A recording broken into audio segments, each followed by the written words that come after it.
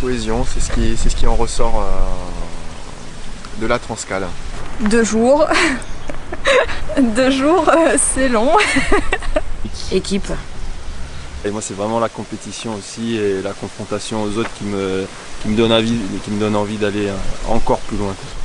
Perso, moi j'aime bien la compétition, hein. J'adore la compétition, j'ai besoin de compétition pour avoir justement l'envie d'aller à l'entraînement. Si je pouvais faire que des compétitions, ça m'irait bien. Moi j'adore le dépassement de soi, mais c'est vrai que quand on a un des autres, ça nous force aussi à se dépasser notre propre zone de confort et à se dépasser par rapport aussi aux autres. Donc, cette année on a choisi de faire moins de compétitions justement pour mieux s'entraîner. C'est vrai que quand tu enchaînes les compétitions, moi j'avais cette sensation de passer moins de temps à pouvoir progresser. Et ouais, donc j'irais plutôt entraînement. Ouais. Me dépasser moi-même. Après, l'entraînement c'est pour préparer à la compétition et la compétition prépare aussi à certains objectifs. On n'a pas vraiment d'objectif de place parce qu'on a cette année des grosses équipes. On est un petit peu dans le doute par rapport à notre niveau, hein, mais alors c'est sûr qu'on aimerait gagner la course, mais c'est tellement aléatoire.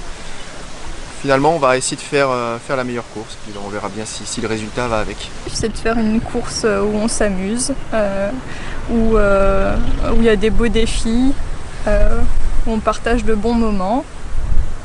Je trouve que c'est bien résumé, c'est avoir un beau challenge et une belle bagarre avec les équipes concurrentes. Oui, ça serait de me grimper sur une des marches du podium.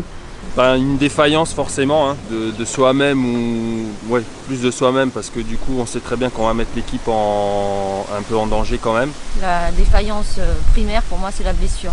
Alors la blessure c'est une chose, c'est vrai que c'est terrible, mais de se tromper de chemin c'est terrible. On perd de l'énergie, on fait de la distance en plus et c'est quand même hyper frustrant. Ça c'est frustrant. Les crampes.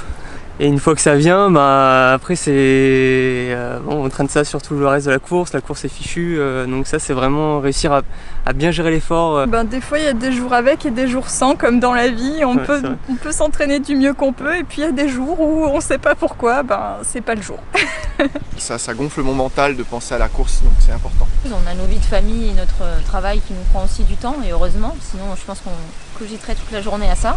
C'est pareil, j'y pense aussi sans me prendre la tête pour pas que ça me déconcentre sur ma vie aussi professionnelle et familiale, mais c'est vrai que plus ça s'approche et plus effectivement c'est dans la tête, quoi. Les jambes elles commencent à avoir envie d'y aller.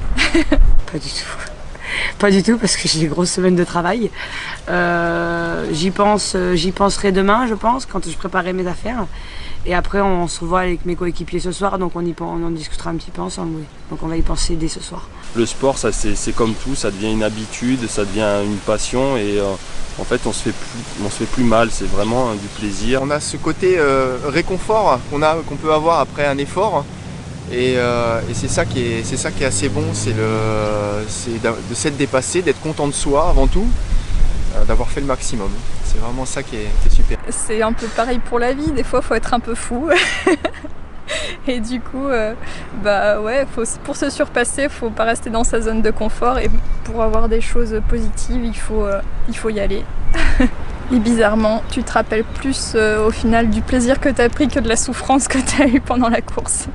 Alors quand on est tout seul, il y a un peu plus de souffrance. En équipe, on essaye de s'entraider, donc c'est encore un autre critère. Donc oui, il faut un peu de folie de toute façon pour courir des kilomètres et puis oui, il faut un peu de folie, mais c'est avec du plaisir je pense.